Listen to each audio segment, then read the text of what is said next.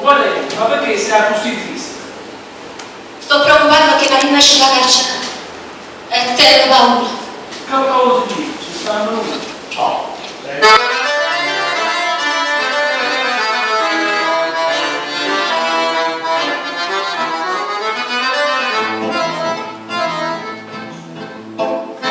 Quando vi prego continuate, che sia sarà diretta da te. State parlando mia parola che non può portare, ma ora improvvisamente su lascia la libertà. Oh, che riemmo non mi arrabbiare. Riesci, a poco non fa bene. E rida, casi rida, sei più bello e non va e a paura da te, che hai come Matteo.